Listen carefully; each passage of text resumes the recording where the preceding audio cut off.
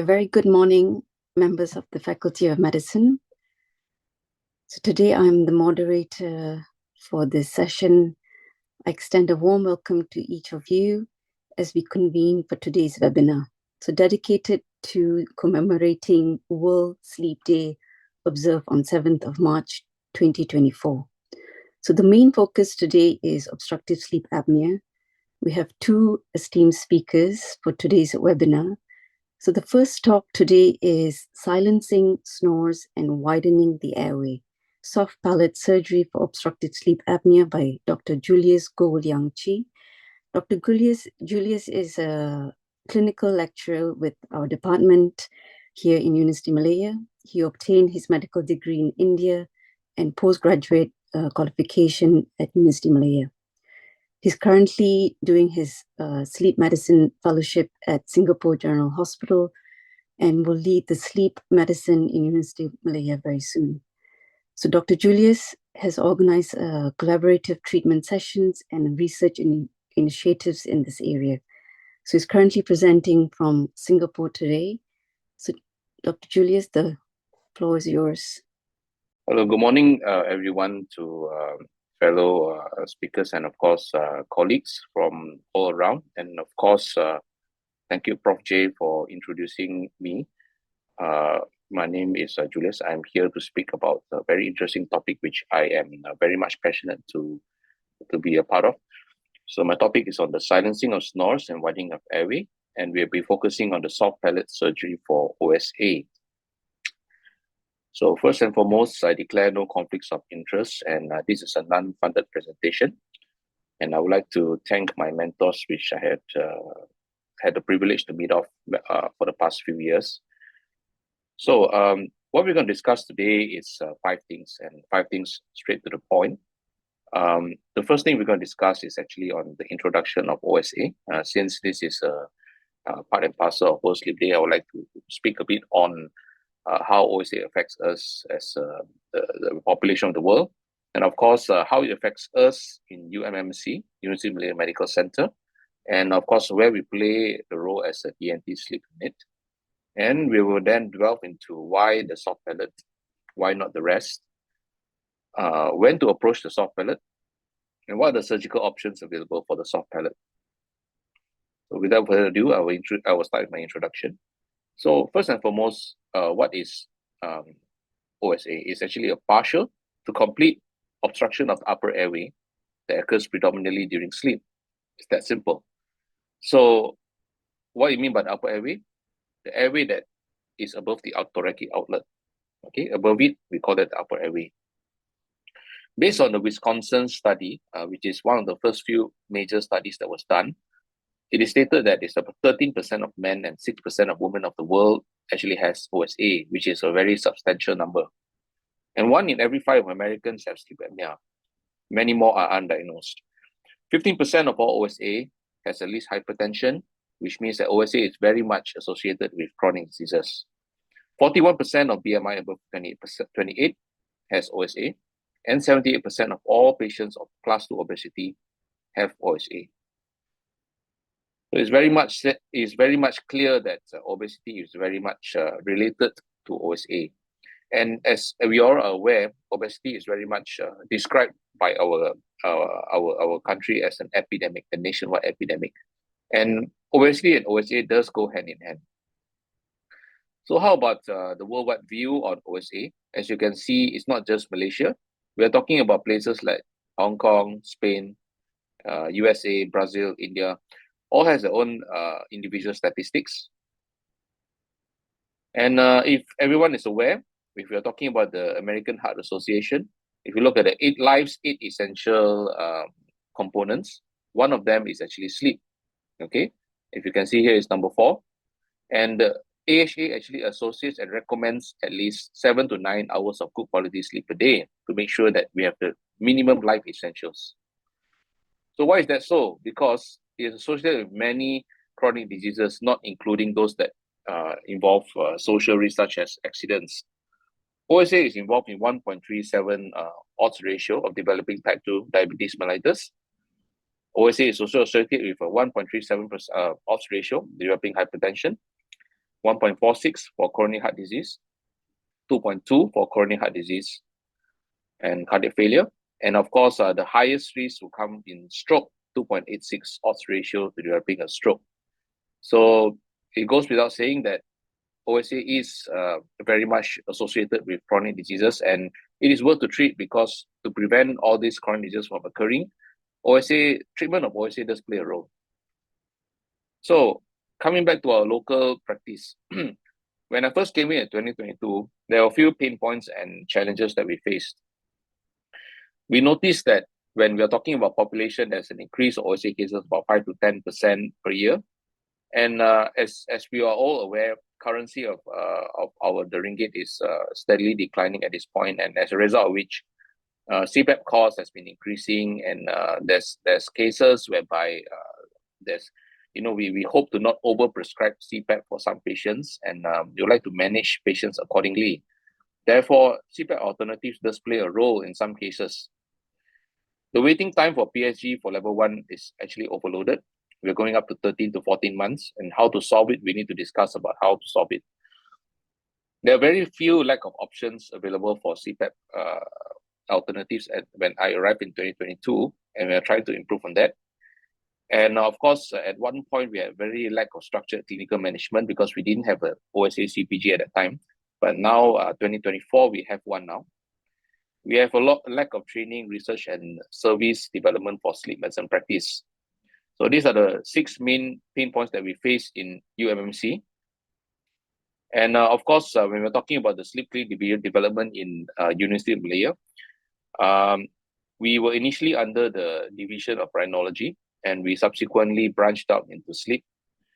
And we officially received our service code in 2022, end of 2022, and we had a medical advisory committee meeting in early 2023 to support this development. So in addition to that, we also have multidisciplinary management of sleep apnea cases.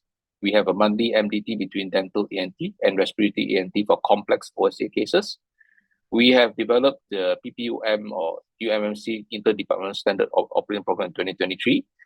We have weekly visits to the PPUM Neurolab, which is actually a very esteemed center where we work very closely with our neurologists to manage certain complex OSA cases. And of course, we manage patients very closely to monitor their compliance and follow-up. We've also introduced the role of telemedicine and e-reporting for CPAP prescription, and of course, for monitoring of their diseases. So we've actually made a very nice key term here. We actually developed what we call the SNOR team. So what is the SNOR team? It actually represents what we actually do as a multidisciplinary team. So SNOR is actually abbreviation, S for surgery, and of course psychiatry, PSY. We have neurology, OMFS orthodontics, R for respiratory, and of course rehab. And finally, last but not least, E for ENT. Our mission is to inspire, collaborate, and innovate in the practice of sleep medicine for the benefit of our patients. And our vision is to provide the high-quality sleep services to patients UMMC. And that's our mission and vision. So for the past 2 to 3 years, we have moved strides, and you can see that we've very much been involved in many educational workshops. We've organized a few. We've built a standard operating protocol. We have multiple multidisciplinary meetings, and of course, we've collaborated with many parties to make sure. And I'm very happy to get Dr. John to be on board today as well. And where do we stand as otorhinolaryngologists or ENT surgeons? I like to take this picture, a very friendly picture from my childhood. This is Doraemon. So what we see in Doraemon, what's the most characteristic feature is actually the pocket in his belly. So we get to take out many toys that is in our disposal for the management of OSA. That includes scope, that includes counseling, that includes PSG reading, interpretation. So you name a few, we have it. So that's why we stand as kind of like the middleman between many of the departments, respiratory and dental. So what's the benefits of collaboration? Of course, we can produce better educational materials. We have better research collaboration. Not just research, we have a lot of collaboration with the industry as well, because OSA is very much a technology-based practice. And of course, we get to accurately select better treatment options for patients, especially when it comes to PEP alternatives, such as oral advancement devices, surgery, we have 3D printing. And of course, we're talking about titration. This is the benefit of collaboration because sometimes we will need to monitor the patient very closely. And of course, it goes without saying that we are actually organizing yearly World Sleep Day events, the last one being 7th of March 2024. As you can see, we've invited people from the Ministry of Health, the university, and of course, we very much garnered a lot of interest into the practice of sleep medicine. Okay. So, well, numbers speak louder than words. Where do we stand in 2022 and 2023? Our inpatient visit were about 743 in 2022, and currently has ballooned up to 2,466 in 2023. And of course, we expect the numbers to climb in 2024 as well. So as you can see from here, the numbers does reflect our work, and we really appreciate the referrals that were coming out from outside of Jeyanthi, and we expect it to grow even more this year as well, if it's necessary. And of course, we have flows on how we manage OSA. We follow the flow fairly strictly. In most cases, of course, there are some exceptions to the rule, but we follow the PEP treatment, everything quite regularly, and we do audits every year. So what are the statistics in 2023? In our case, we have about 60 to 65% of our 2,000 patients that have at least obesity class 1. And our success rate for auto CPAP titration is up to 50 to 55%. About 45% opted for CPAP alternatives like oral appliances and surgical treatment. And of course, we have about 10 to 20% that we actually had bony cases that we had to refer to the dental department. So without further ado, I would like to proceed with the topic of surgery for OSA. First and foremost, I would like to define it so that we are clear on what surgery for OSA is, because I think all of us are aware about CPAP, but how about surgery? So what is surgery? It's an array of surgical procedures meant to enlarge or stabilize the airway for the treatment of OSA. The keyword here is enlarge and stabilize, because as we are aware, OSA is about when the airway is very, it is very unstable, whereby it collapses by itself. It's very dynamic. So the keyword here is to stabilize. And of course, certain cases whereby the airway is narrow, we need to enlarge it. So this is the aim of surgery at the end of the day. The mechanism, as I've mentioned, is either to expand or stiffen the airway. And of course, we define it either by doing it single level or multi-level. And of course, we are talking about anatomy, whereby we approach the soft tissue, the bony structures, or of course, to stimulate it. And of course, nowadays, we have bariatric surgery to help with obesity. We have about 60% of our cases involved in obesity. So bariatric surgery does play a huge role in the management of OSA as well. Now, speaking about surgery for OSA, it is very clearly stated in the American Association of Sleep Medicine 2021 guideline, whereby surgery is indicated for patients who are intolerant to CPAP, has pressure-related side effects to CPAP, and obvious surgical causes of OSA. So let me just describe this in detail. So CPAP is not for everyone, as you can see in this very famous meme. So it's not for everyone, and we need to select who we need very closely on who should go for surgery and oral appliances. So what are the key points of CPAP intolerance? I mean, if you start the patient on CPAP, they don't feel like being on CPAP. And there are few key points and history that you can obtain for the patient when starting on CPAP. They're unable to start on PAP therapy due to personal reasons. Maybe they don't like it beside their spouse. And they tend to be a bit younger. Their lifestyle is unable to adapt to CPAP. Let's say if they're on shift work or on calls. They have persistent nasal blockage. They have poor education. They're not that motivated to learn about OSA and CPAP. Very poor sleep hygiene if they don't sleep regularly at the right hours. And that's why we always educate our patients before starting on CPAP to make sure that their sleep hygiene is optimized. If they have underlying psychiatric illness, they tend to not be intolerant to CPAP. Low social economic status, if they are not able to invest into their visits to the clinic regularly, or if they are not able to afford the CPAP, then patients tend to be a bit intolerant. Mild OSA cases that we see quite often in our clinic as well, they tend to not start CPAP, and we tend to monitor these type of patients. And of course, patients who have evidence of sleep obstruction. For example, if a patient has an obvious tonsil enlargement, if the patient has an obvious nasal polyp or adenoids, that will make CPAP very uncomfortable and they tend to be intolerant to CPAP. How about pressure-related side effects? Of course, there's device factors and symptoms. Sorry. Device factors for residual AHI, if you detect from the report of the CPAP that residual AHI of more than 10 after starting CPAP, and that's not a good sign. CPAP pressure of about 15. Less compliance, that means we aim for about 70% of compliance in 2 weeks. And of course, a lot of unintentional leak, which means the patient keeps taking off the mask. So that kind of patients, we would tend to see that patient with a lot of pressure-related side effects. In terms of symptoms, they tend to have aerophagia, they have ear pain during CPAP usage, nasal congestion, mask remove pathway, dry eyes and mouth, a lot of discomfort and very difficult to exhale. And of course, recurrent sore throat whenever they use CPAP. Those are all pressure-related side effects. And obvious surgical causes that we see from ENT, which may or may not be present outside the body, we do see adenotonsil enlargement, turbinate hypertrophies, nasal polyposis, nasal septal deviations. Of course, from our scope, we can see retrolingual and retropalatal obstruction, which I will demonstrate in a while. Primary epiglottic collapse. For bony, we tend to see high arch palates, type 2 myocclusions, reduced palatal horizontal length, retronatia, and of course, class 2 skeletal profile that we see quite often for OSA as well. So now back to the topic of why we talk about the soft palate. Now, just a bit of introduction, just a very brief one. What is a soft palate? It's actually a fibromuscular organ that's located behind the hard palate.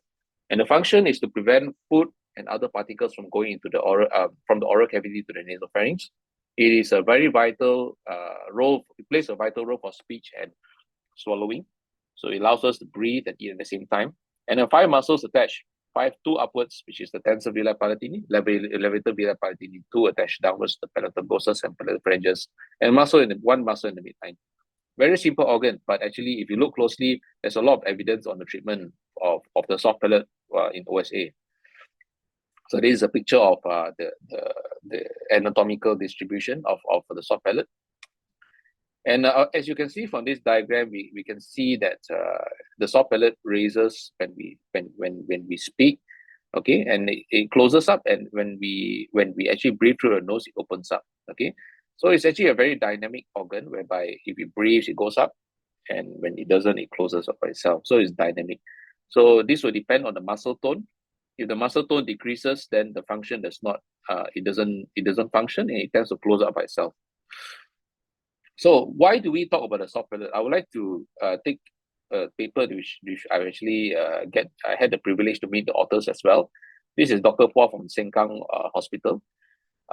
She has actually done a study retrospective on 250 OSA patients, and I mean, I very much take the opinion of Singaporeans, because if you look closely, they're actually very much related to Malaysians, very relevant to our population.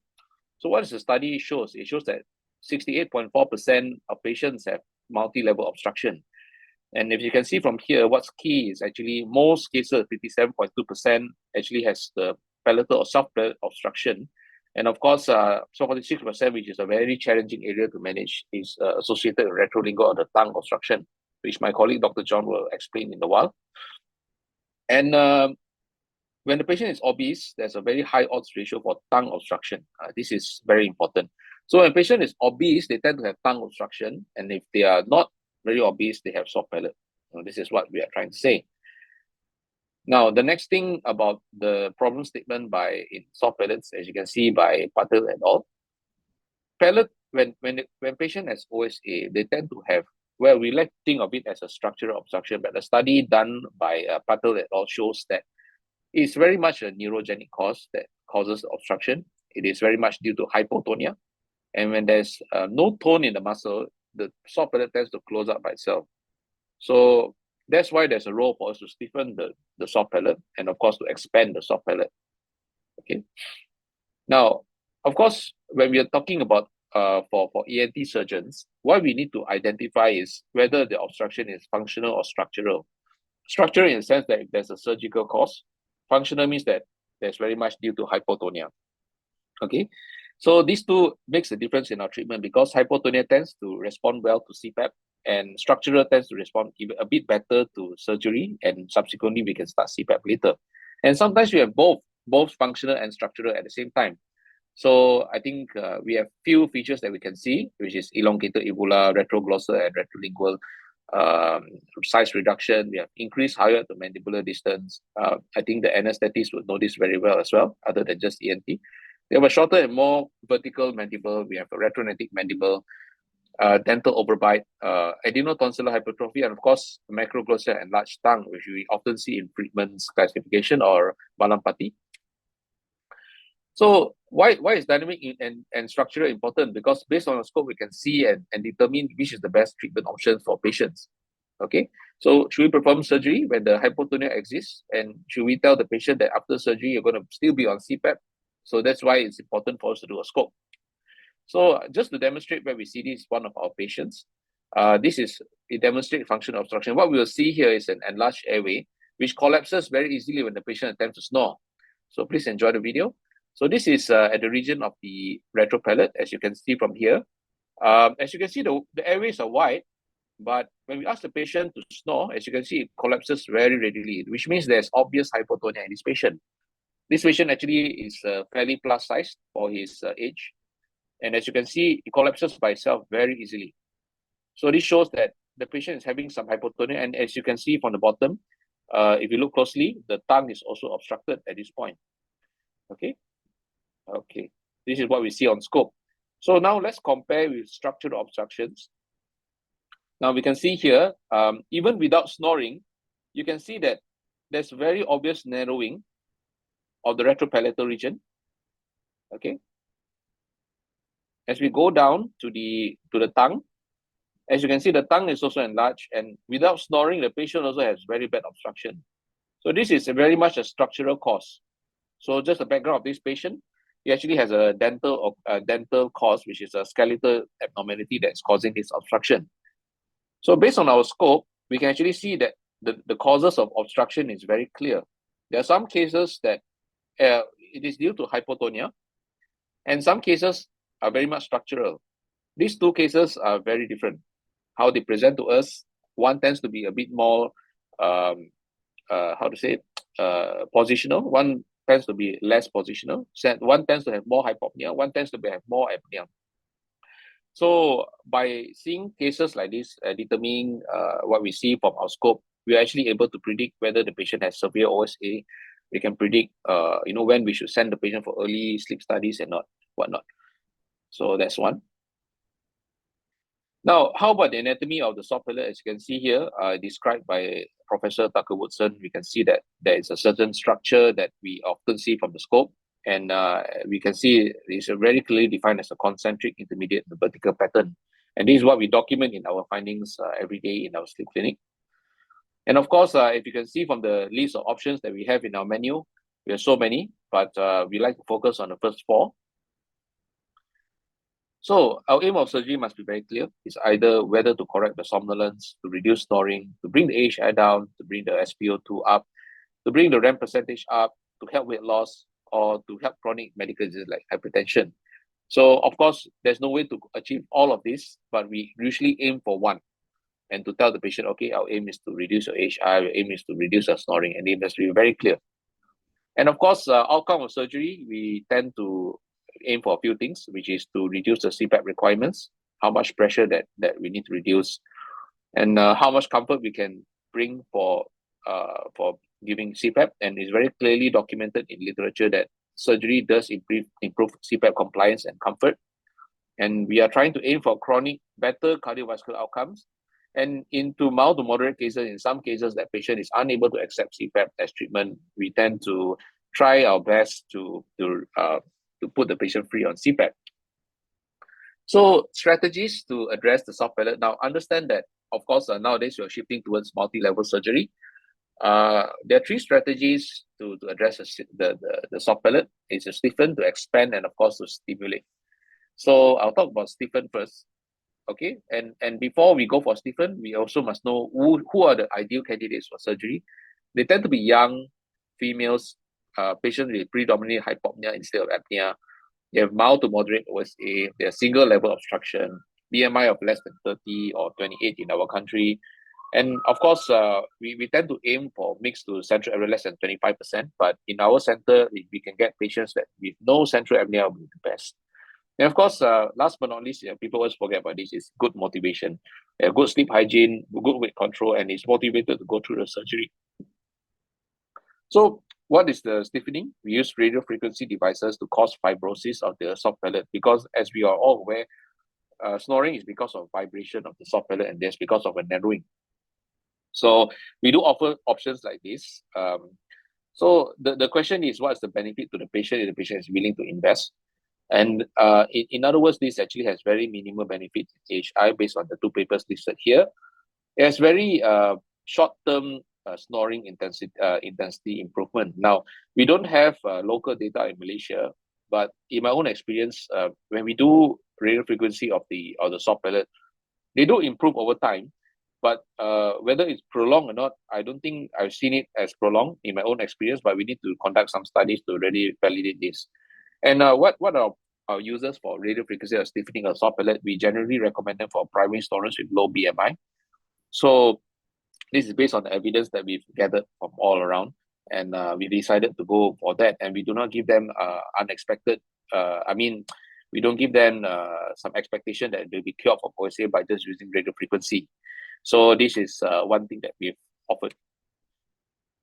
So now the next thing that we often do in our setting is actually expansion surgery. And of course, if you're talking about expansion, we have modified UPPP, okay? But the one that I like to use is actually under bulk repositioning pharyngoplasty, is a technique under modified UPPP.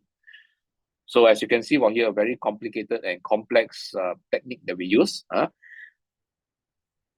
So as you can see from here, from the evidence, we use VLOC and Stratafix, and it's very clearly stated from evidence that it does improve on expansion over time, and it causes a lot of fibrosis and good outcomes after that. So why did we choose BRP or bulk repositioning pharyngoplasty? Because it's simple to perform, easy to learn, minimal to little sutures seen post-operative. Because some patients do tell us that, okay, there's sutures in the palate and they're a bit concerned. So in bulk repositioning, we don't see that often in our setting. There's very minimal tissue cutting, gradual expansion of the retropalate over time. Sometimes we don't want to expand it too soon. If we expand too soon, what will tend to happen, the sutures tend to give way. So for bulk, it's very much gentle. Almost immediate improvement in sleep in my own experience. And after the patient wakes up, they see that their sleeping is improved, they can breathe better.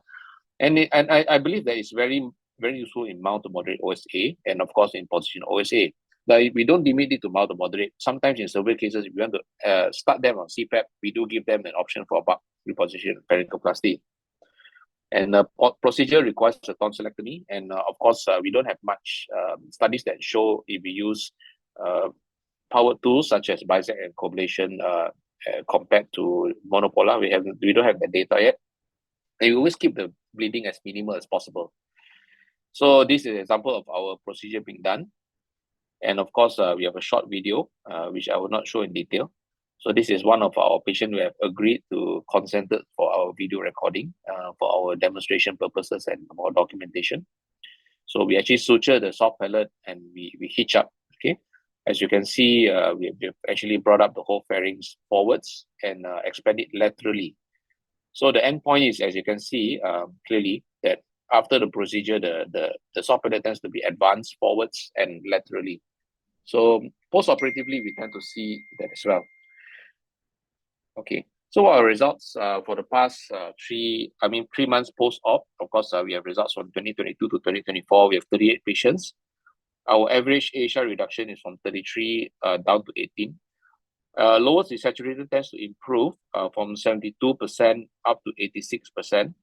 Weight loss, actually, statistically, I don't think there's much of a difference, but there's an average weight loss of about 2 kgs for patients like this, because when they tend to sleep better, they have better activity and they tend to be a bit more motivated to lose weight. And of course, what we are interested in is ESS, or the sleepiness score. They tend to be a bit more active, and I think that they do have an improvement in life. They are able to drive their cars. They have less mood swings, and I think it does help them. And just a bit of a caveat here. We do not just approach the soft palate. We do nasal surgery as well. in conjunction to that, we do radio frequencies and turbinoplasties. So multi-level surgery does improve the outcome. We don't just focus on the soft palate. Soft palate is just one of the options. And in terms of complications that people like to ask, in our patients, we have a 5 to 10% risk of post-tonsillectomy bleed, which is a bit higher than the national standard of 5%. There's a risk of velopharyngeal insufficiency whereby there's nasal regurgitation. There will be a short-term side effect whereby the patient tend to recover after 1 month. And of course, there are some cases that have residual AHI. For this type of cases, we do restart the patient on CPAP. And last but not least, I'm very much fortunate to be under the guidance of Singapore General, whereby we are actually observing a lot of hypoglossal nerve stimulation. What is hypoglossal nerve stimulation? It acts as a pacemaker for the upper airway. It stimulates the hypoglossal nerve through an implant. And why does it help the soft palate? Because there's a coupling mechanism which is attached to the tongue. Then tongue moves forwards, the soft palate also moves forwards due to the palate-glossal attachment. And for me, in my own experience, I do see that there's very good success rate for the treatment of OSA. This could be our future. This could be the future of our treatment in Malaysia as well. Who knows? But the disadvantage is very costly and requires a lot of good support system and maintenance after a while. Now, this is the Inspire technology that I'm seeing in Singapore. And as you can see, there's an implant that we actually use to stimulate the hypoglossal nerve. It's actually attached from the stimulator lead, and the sensor lead is attached down to the chest wall, the second and third rib. The take-home message before I end my presentation is number one, OSA is a nationwide epidemic that requires resources and training to manage effectively, which we are very fortunate in UM that we actually have it readily available. The next thing is what we also realize is that for the past 2 years, multidisciplinary management is, it is more or less necessary to treat cases with OSA. Otherwise, it's going to be difficult to treat effectively. The CPAP alternatives such as surgery and oral appliances really plays a role for patients who are unable to tolerate CPAP. And it's not a small amount. It's quite common in our practice. It's about 45 to 50%.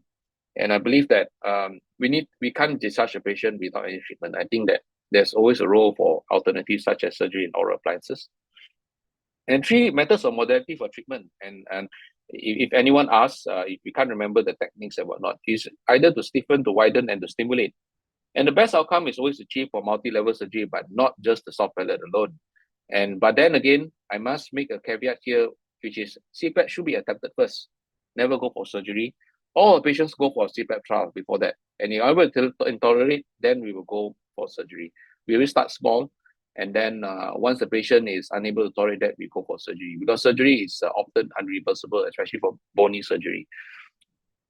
I would like to thank everyone for your attention. It's been an honor to speak for UM Breakfast. And I think after the soft palate, we'll be discussing about the tongue-based, which will be discussed by Dr. John. Thank everyone. And last but not least, in conjunction to the World Sleep Day, sleep tight, everyone. Thank you for your time. Prof. J. I think I'm done with the presentation. Thank you. Thanks, Dr. Julius. We open the floor to any questions.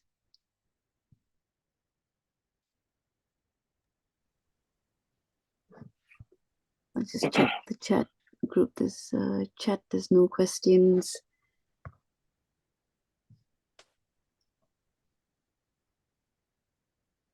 Maybe Dr. Julius, can you let us, can you just explain, the video you showed just now, was that a DICE video? Was the patient awake or sleeping?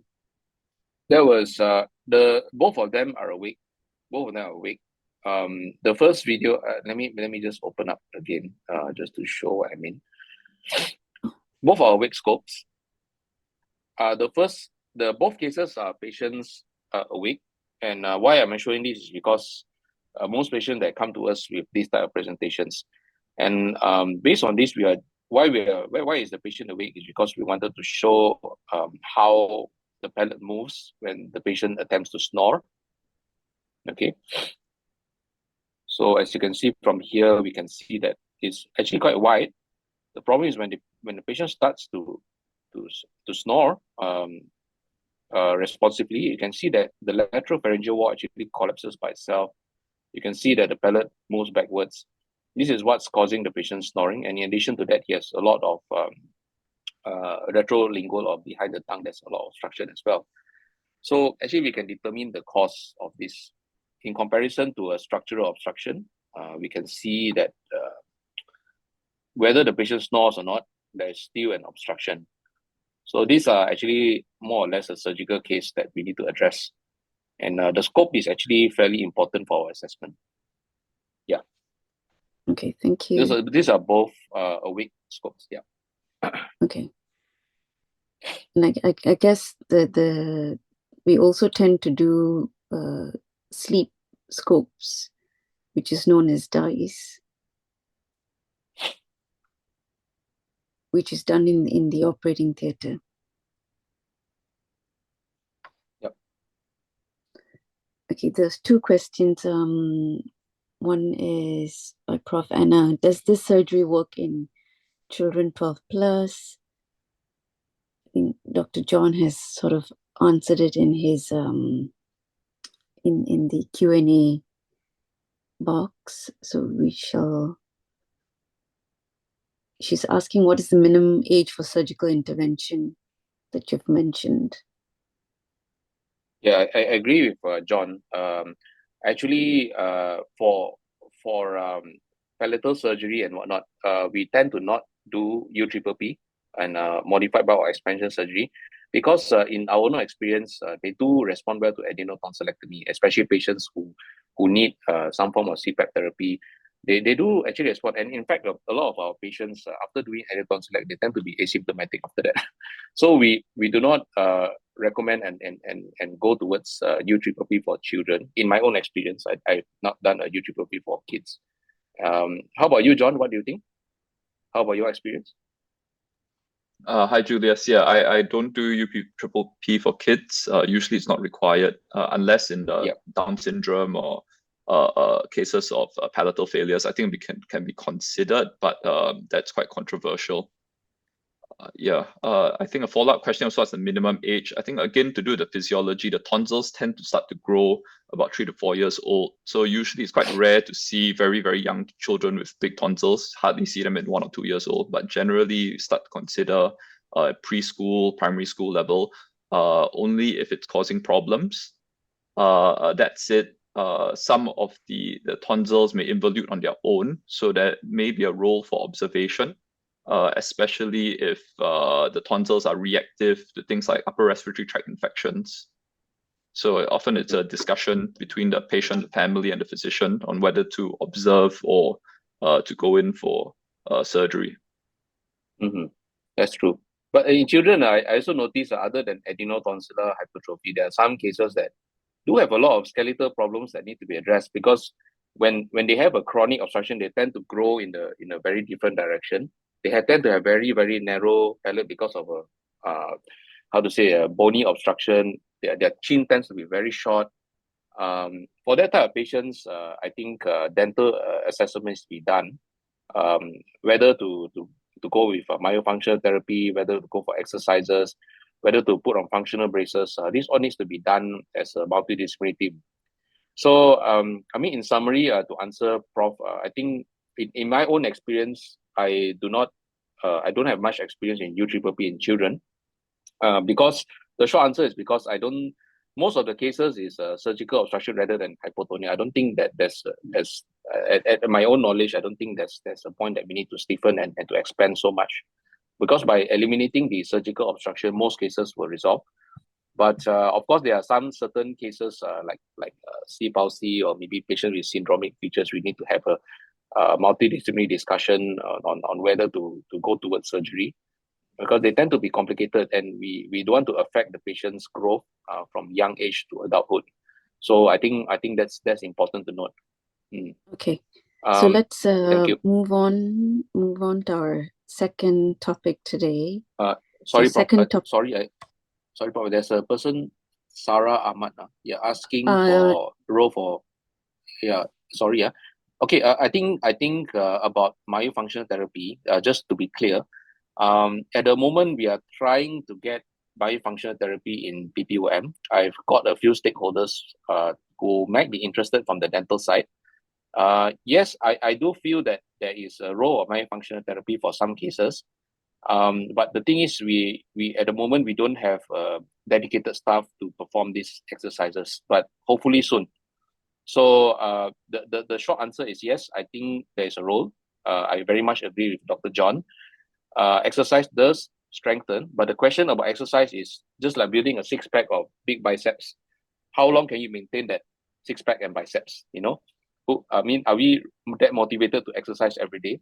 And that's why we need a functional therapy to do that, or a sleep therapist to make sure that the patients are compliant to myofunctional therapy. At the moment, we don't have that service, but hopefully soon. Thank you so much.